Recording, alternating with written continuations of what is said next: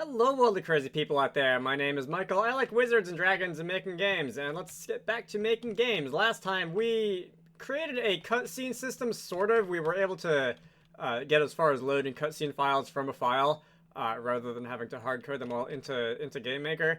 And that was definitely a step in the right direction. I believe we can walk up to an NPC, talk to them, and then we'll show this not very good looking empty text box on screen. So let's go and start doing a little bit more work on that, shall we? So, this is where we are in the planning right now. Codecks has apparently changed the way that the interface looks, and it's just like different enough that it's confusing me, even though I can't point to any specific thing that just feels wrong. But it's just like the whole thing taken as a whole just feels weird. I guess if I zoom in a little bit, it feels a little bit better. But anyway, so we are part of the way through doing that. We can create a cutscene management system.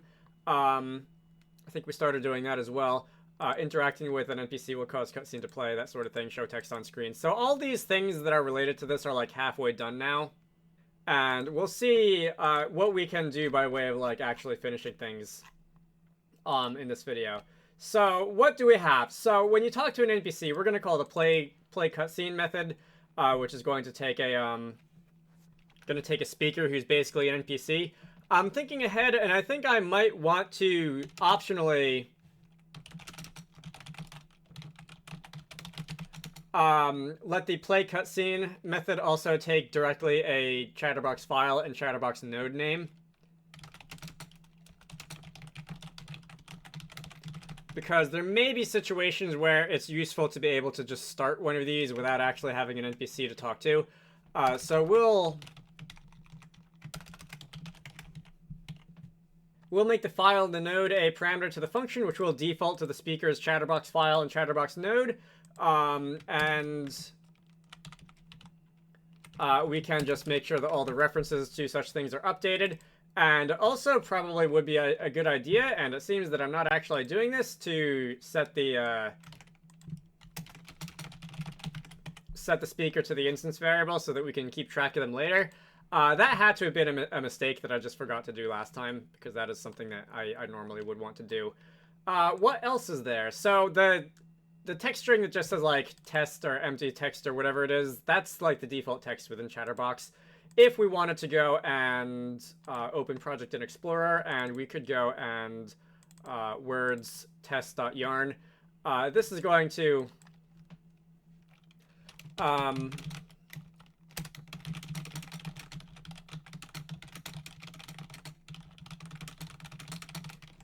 just give that a slightly more interesting sentence than just like empty text or whatever it said. And now we can go and talk to the NPC again, and we can go and have the text falling out of the text box. That's beautiful. All right, so I think another thing that I said I wanted to do in the last video was to make the text box look a little bit nicer. Before I do that, actually, it probably would not be a terrible idea to make a commit here.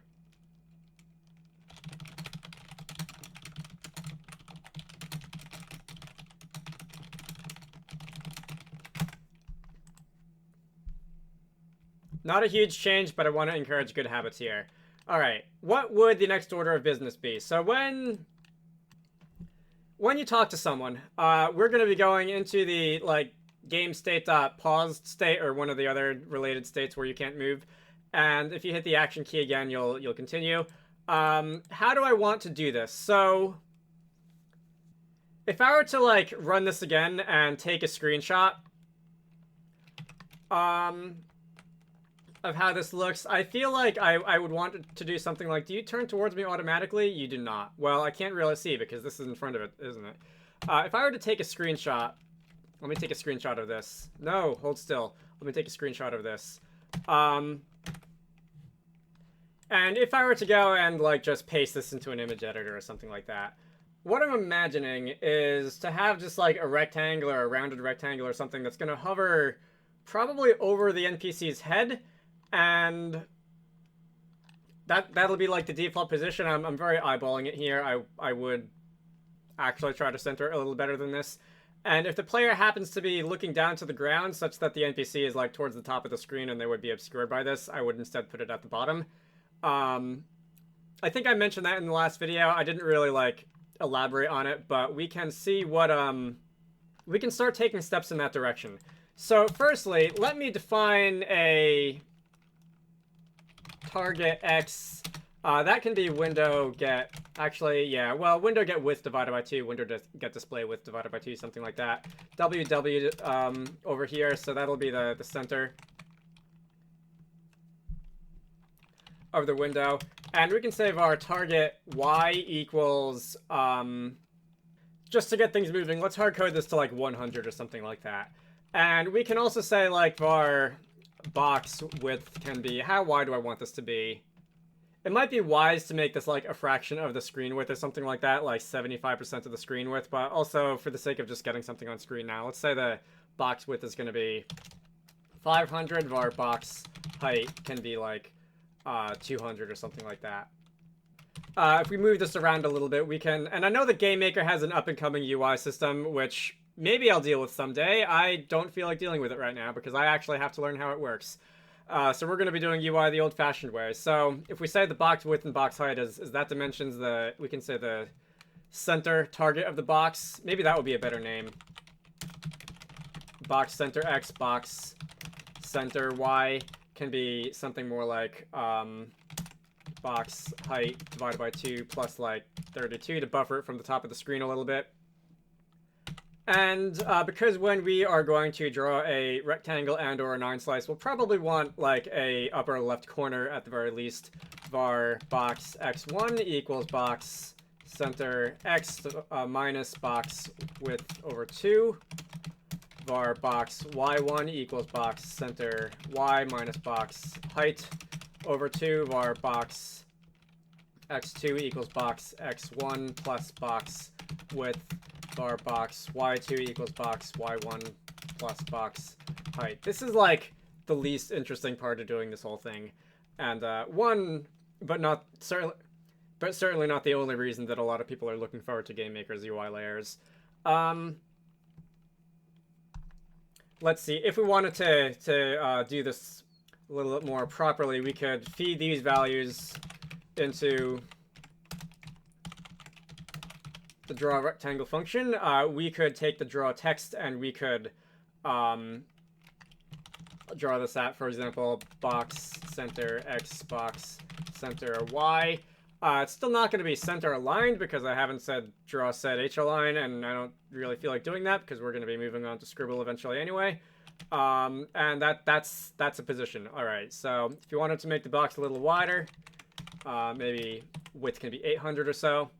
So if we focused on the speaker, and I can think of different problems with the way I'm planning on doing this, but every solution here is going to have its own weird trade-offs, and I also like, where did the,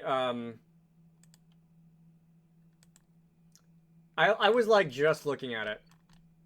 Oh, it's in the other tab. Every solution here is going to have its own weird trade-offs. For example, like what if you turn to your left and talk to another NPC and the camera moves or something like that. But I'm probably going to just avoid those problems by not creating overly complicated cutscenes in this game besides basic, like, talking to people, yes-no prompts, having characters walk around, like, through an open door or something like that. I'm not going to make this, I'm not going to do anything, like, immensely complicated cinematic or anything here. So I think the speaker, if the speaker is not undefined, if the speaker is undefined, we'll just put the box, like, here. We'll say that this is good enough.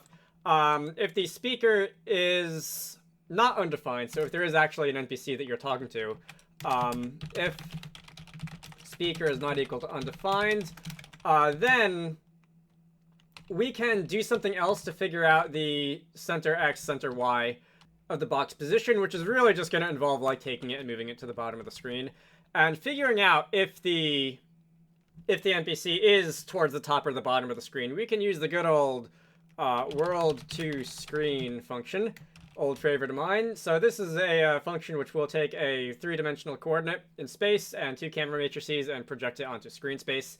So the X can be speaker.x, speaker.y, speaker.z. Did I do anything weird, by the way, and make position like its own vector 3 or something like that. I feel like I might have. Nope, didn't do that. All right. Didn't do anything weird. Don't have to worry about position being a vector 3. So coming back here, so that's going to be the first 3 arguments to world to screen.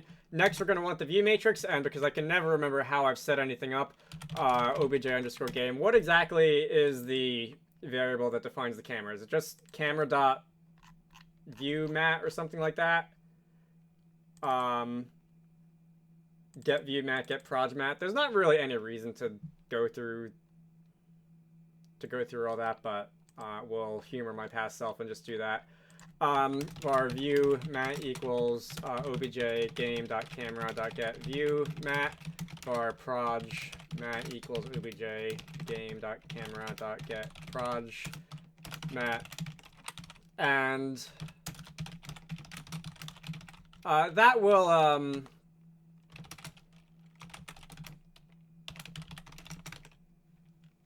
will figure out where in screen positions the speaker is. If the speaker is not on screen, will that return undefined? It will return undefined.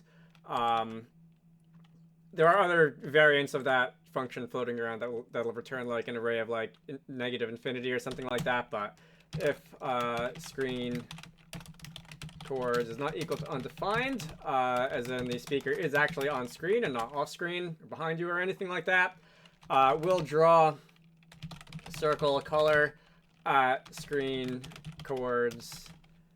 Also reminding me again, is this a, or it is a vector and not an array of 3 elements. So screen chords.x, screen chords.y. We'll make the radius nice and big, like 16 or so. C red, C underscore red. Outline only is false. And that will just draw a circle on screen where the NPC's feet are. I think what I'm probably going to do is actually check for the position of the NPC's head. So like Z plus or Y plus like 32 or something like that. And that's probably going to be the more useful place to check, just in case, like, well, what's the E key? There we go.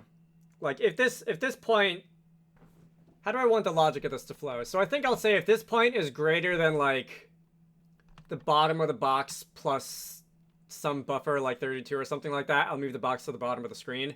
Most of the, I would like it to be on top by default, and like if I just went by is that position like more than halfway up the screen or not, the text box would be moved to the bottom, which I don't really think I want. So instead, we'll go down here and we'll say if screen chords.y is less than box, we'll move that up there too, box y2 plus 32. I guess I'll make that another variable called like box padding or something like that. Define it, set it to 32. Then we can reposition at least the vertical positioning of our box. So that would say that box center Y should be window get height minus half the box height minus the padding. And that would also say we'll want to say box Y2 equals box center Y. Wait a minute, what am I talking about? This won't be calculated until like after. Alright, I wish I could get away with like not doing anything about this until like after the original position has been set, except that Feather is telling me, and rightly so, that box Y2 has not yet been assigned a value, which means that I'll need to reset this. So alright, Y1 is going to be center Y minus box height over 2. Box Y2 is going to be box Y1 plus box height, and that probably was not worth the stink that I was making about it. So let's try this again. If I walk over here and talk to you in the middle of the screen, the box will be there. If can I actually, like, it is going to be really not easy to actually move the NPC to the top like that. that might not be an easy thing to, like, test. So it's easier in a first-person game where you can just, like, look at the floor and talk to someone, and then, like, since the NPC is going to be closer to the player, then they'll move farther when you look down. But since this here is a third-person game, and the NPCs who are right in front of you will be, like, a lot farther away, they're really going to stick to the center of the screen when you talk to them, which is, like... Alright, so there... Now if I, like, test a point that's way above the target's head, then it'll do that. Alright, I guess that'll be good enough. Box is positioned...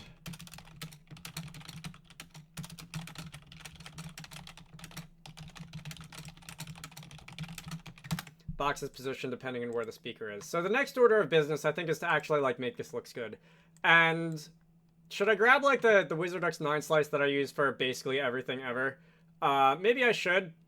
Should I find another sprite to use eventually? I don't know. There is, that's GM Benchmark. If I just pull it out of this project, that's going to be in, like, it's called a window skin. Wait, did I close the Wizarducks project? I did. Let me go and find it.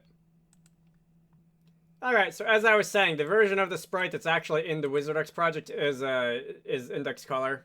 So it would just be a grayscale box, and that's so that we can, like, swap out different color patterns depending on a user setting. I am not going to be doing that in this game because that is seriously overkill, but we can just take the original of this 9 slice. We can use this. We can enable 9 slice and assign the slice locations. Let's give this an actual name. I think we called it window skin. It's a term borrowed from RPG Maker. And now, instead of drawing just like a rectangle for the text box, we can say draw sprite stretched, SPR window skin, sub image 0, box x1, box y1, box width, and box height, because these draw sprite stretched prefers a xy width and height instead of x1, y1, x2, y2. And we're still going to have that weird, like, off-center text, but we will now have a nice text box there. All right. Is Scribble in this project? This seems like a good time to stop having that weird off-center text. How do we want to do this? So I think when we assign a Chatterbox line, we're going to... Let me just look through this and see exactly where this is referenced. Alright, just in 3 places, so I can mess with this. Let's say that instead of drawing the line directly, let's say line equals Chatterbox get content, what have you. We can say Chatterbox line equals a new scribble, which is going to be built from that line. We can initialize it to undefined rather than an empty string. And when we what were the coordinates again? All right, just the center. When we draw the text, we can just say Chatterbox line dot, and that's going to be our scribble, and we can draw that at these coordinates.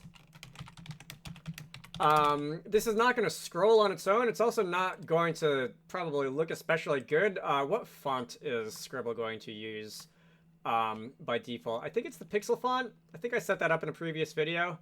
Nope, it doesn't use anything. So we can mess with the starting format of this. Let me look for FNT_game is the name. And does that have the black outline around it? Or am I going to have to, like... Is this an SDF font, by the way? I guess that's the first question I should ask. It is an SDF font, so I should just be able to use the SDF outlines. All right. So we can say dot starting format dot align FA_center FA_middle.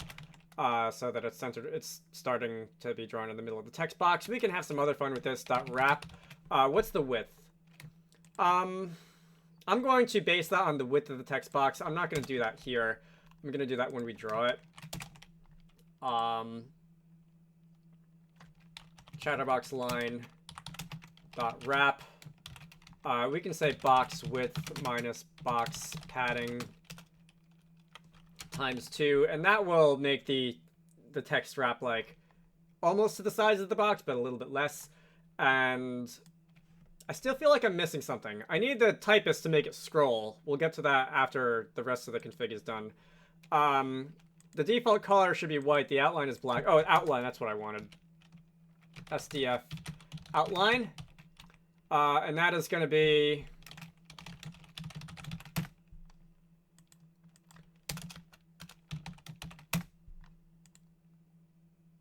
What did I do on the other one? I ask that all the time here, don't I?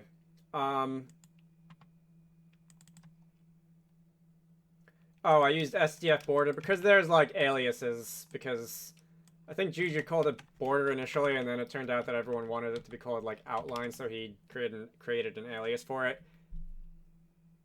Anyway, that'll draw the text in the same way as the mind read text from earlier. So this is a little bit similar to actually drawing that mind read text, but it's different in its own way. That is very small. Do I need to like dot scale that down? I probably do, don't I? Yeah.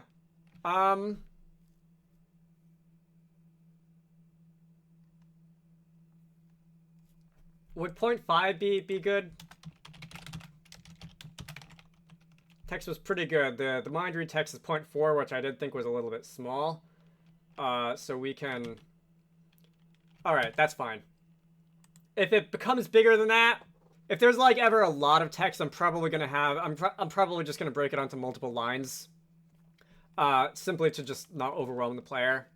It is possible to like squeeze the text so that it fits nicely in the box, but we're going to not over-engineer that for a game, which is not going to be that great in scope. What else is there? Scrolling. Alright, because I can't ever keep this much in my mind at once. Typist. How is the typist initialized? Like this, it's just going to be typist equals that, and then typist.in. Okay. Should I keep a reference to the Chatterbox typist also? Probably couldn't hurt.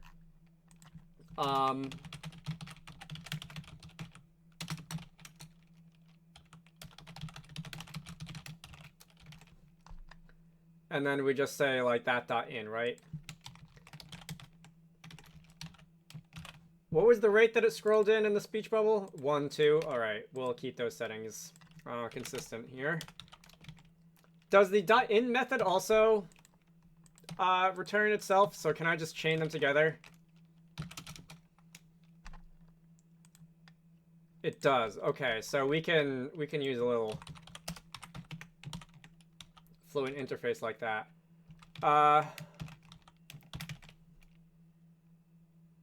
Can we not? Oh. How silly. Why do you still not like that? I feel like that should work. Oh, there's no new, is there? That's why. Alright, so now when we go and draw the text, we can say chatterbox line dot draw chatterbox typist, and now we are going to have the text scrolling in over time. And that is going to look a lot better than it did at the beginning of this video. Very nice. That's satisfying. So let me go and commit that change, and what did I just do? Made the text boxes nice. So I think the next order of business after this is going to be handling multiple lines of dialogue. And if I go over here, that's not the right folder. Where was it? All right, I have way too many Windows Explorer windows open on my computer, and it is making it hard for me to find things. Anyway, so let's write a second line. This is a second very important line. We have a lot to of important things to say here, don't we? So we can give a couple different lines to this NPC, and we can see about reading out each of these lines in sequence until you don't have anything left. So right now, when you hit the action key, we're just going to stop playing entirely. We're not going to, like, even check for any remaining lines or anything like that. There are a handful of other Chatterbox functions called things like Chatterbox is waiting, and this is going to tell us if we have... I actually can't remember off the top of my head the distinction between Chatterbox is waiting and Chatterbox is stopped off the top of my head, and I think I'm going to actually come back to waiting because in actual Wizarducks it looks like I'm making more use of Chatterbox is stopped to figure out if there's more text. Let's see. You know what? Let's put this all in a method called continue, which I can just define here instead of dumping it in like the draw GUI event or whatever, because that's a little bit silly. So we can take the active Chatterbox, we can check if this is stopped, and we can say if Chatterbox is stopped, we can do one thing, else if it's not stopped we can do another thing. So if it is stopped, I think we can safely say return to gameplay. So this would be like if it hits the end of a block of text that you have defined. It probably also would not be a terrible idea to reset some of our variables. So set active Chatterbox to undefined, set the speaker to undefined. We can actually just unset all these here. There's no code in the game currently that would mess up in a weird way if you didn't unset these, but it feels like tidying up behind you when you leave a room. So I'm going to do it. So if there's no more text to read out, then we can say Chatterbox is stopped, and that's going to resume playing. And if there is still text to read out, we can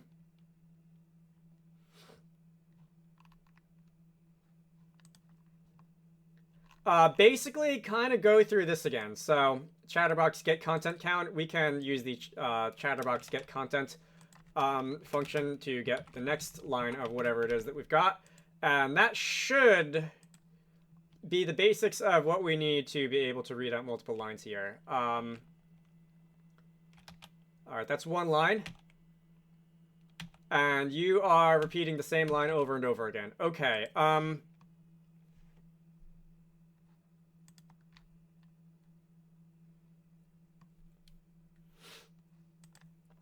you know what I need? Okay, so is it actually, like, documented here?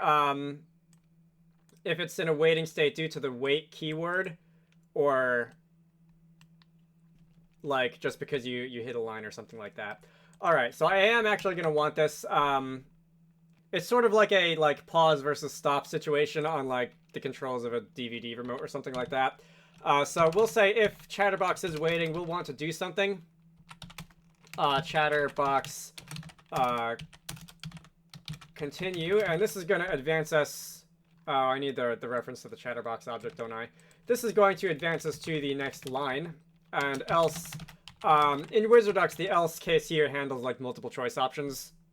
We'll get to that later. I do want to have at least yes/no prompts in this game. If nothing else, for things like do you want to save the game, yes or no. But it's not otherwise... There we go. It's not otherwise a, like, I'm not going to make a huge, massive branching dialogue system in this game, but we will probably be making light use of it. And also, I do just want to show people what it looks like to actually do that in an actual game that actually works. Alright, so I think that is, that's that. This is duplicated code. We can, like, abstract this somehow if we'd like to. Something like, set up content like this. And then we can just, like, take something like this and, like...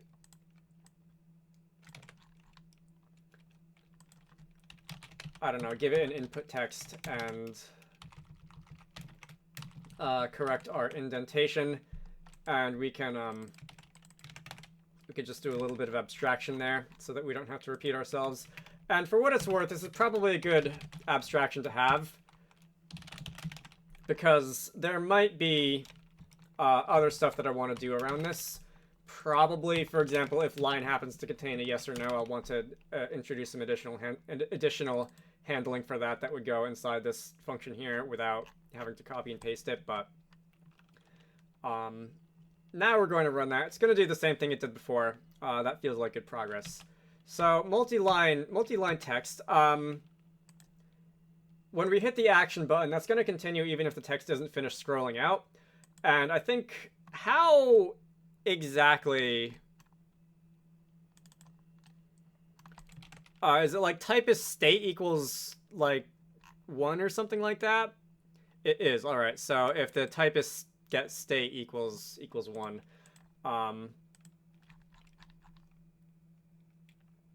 this thing here, then we can continue.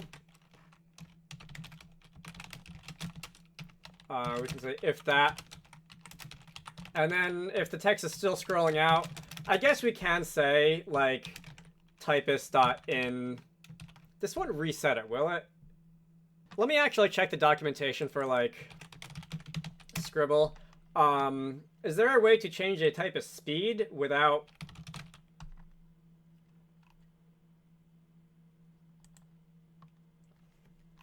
resetting it? So .in is what I use to initialize it. Skip. So skip would... You know, it didn't actually say that .in resets it, so I might be able to get away with just like saying like speed up like this. So if I talk to an NPC, if this doesn't work, I'll just get rid of it. I don't care that much. If I talk to an NPC, that is not talking to an NPC. If I talk to an NPC... Alright, it actually worked. Alright, nice. I've never done that before. I think in Wizarducks, like if you hit the action key while text is still scrolling out, if it's greater than 50%, it'll just skip to the end. Something like that. And it won't like speed up or anything. That's neat. I've never done that before. Let's go and make a commit. Chatterbox system handles multiple lines nicely. And if I come back to Codecks, how much more is there to do? So we've got this. You've got most of this, right? Not 100% because I still do want to do options. And we've got this. All right, I think we can safely check this off. We can say that we have now finally done this. So we'll go and say that's done. Interacting with an NPC will cause a cutscene to play. They'll turn towards you, and they may have a direction fixed property. That shouldn't take long. I think I can do that now. So when you talk to an NPC, what's their direction determined by the way?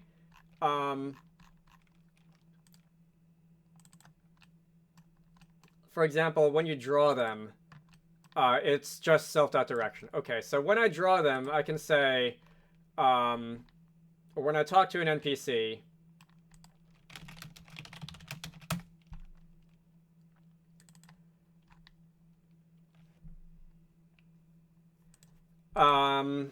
so here's where we're actually like talking to someone.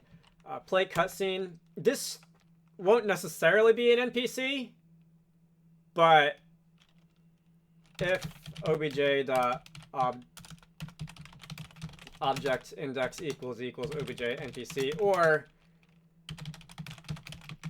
object is ancestor obj.object index. It should be the other way around for this one. Obj NPC object index. Then we can have the NPC turn towards me. If I thought about it, I could probably think of a better way to check for an object's type than this, or to create some sort of system for like interfaces or components or something like that, but I'm not going to do that because I don't feel like it. I think it's unlikely that NPCs will even be subclassed at all. Again, I don't want to make this game horrendously complicated, but just in case there's like, I don't know, a friendly monster who is a subclass of NPC who you can like defeat and then talk to or something like that. I'm just doing this so that I don't forget it. NPCs, do they have a like .turn method or something? Doesn't look like it. Or turn to face, or... Alright, it doesn't look like it. I'll just say their direction, obj.direction equals point direction, obj.x, obj.z, obj player, or this is scope of player, so self.x, self.z. And now they should turn to face you. Although I do remember some weirdness with the facing direction earlier. Is that like, did you just turn away from me? And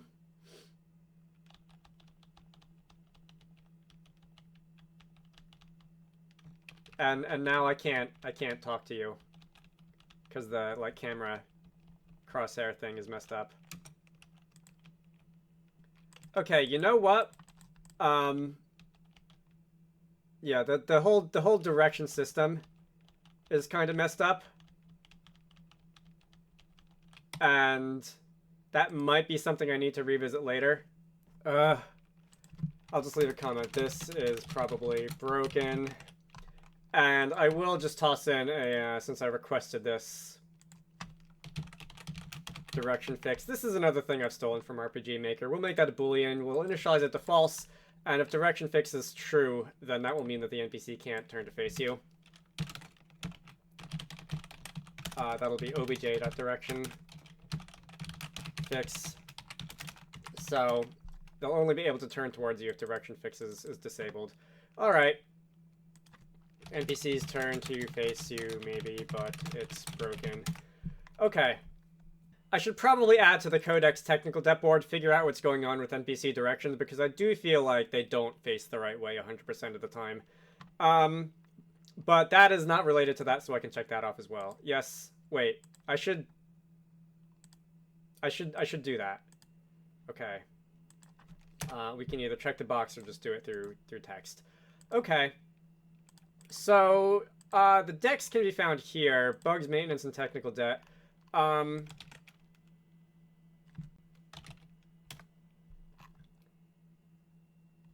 Okay, that actually is already written down. Alright, so that is a known issue. To at least my past self, if not my current self. And I think that's where I'm gonna leave it. So next time, we're gonna be probably finishing off cutscenes, at least in directly interfacing with the Chatterbox system. So show multiple choices on screen. That's gonna be a fun one. I enjoy doing that in Wizarducks. We also have soon, probably not next time unless this goes by a lot faster than I thought it was going to, but soon I would like to add basic user functions to the Chatterbox system. We will add character value user functions. I think what I mean by that is like add money, add inventory item, add spell, that kind of thing. Although I'm not 100%. Oh yes, I did write it down. Add navigation functions to Chatterbox. That's going to be a whole thing. That will almost certainly not be the next video of this. Add functions related to like quest related functions. I should add a quest system as a whole. I should add an audio system as a whole. I might take a detour to doing that. Entities should be able to be accessed by the cutscene system. That's going to be related to the movement. NPCs have associated Chatterbox cutscenes. I mean, we kind of did that. It's not in the Unity file yet, so I can't load them from a file. That'll be an off-screen thing. So for those who don't know, I'm making this game in GameMaker, and I'm using Unity as my 3D level editor, and I basically wrote an import script. That sounds more and more ridiculous every time I say it, but that's the current status, and at some point I should write code in the importer to like give NPCs a cutscene that they can play when you talk to them. Anyway, that's going to do it for today. My name is Michael. I like Wizards and Dragons and making games. If you want the code for this, look for the GitHub repository down in the description of this video. 0.51 is going to be the release tag for this week. This is week 51. I haven't quite been able to make this weekly again, but it's a lot more weekly-ish than it was for a long time. So that feels good. Anyway, I like to make videos on weird stuff you can do in GameMaker, so shader stuff, 3D stuff, basically what you saw in this video. So if any of that appeals to you, feel free to subscribe. I have a Patreon, so if you want to contribute to the channel, links to that can be found in all the usual places. You should all go check out Wizarducks and the Lost Hat, which is one of the games that I like to work on when I'm not doing YouTube stuff. Link to that Steam page can be found down below as well. I hope you all enjoyed that, and I will see you all later.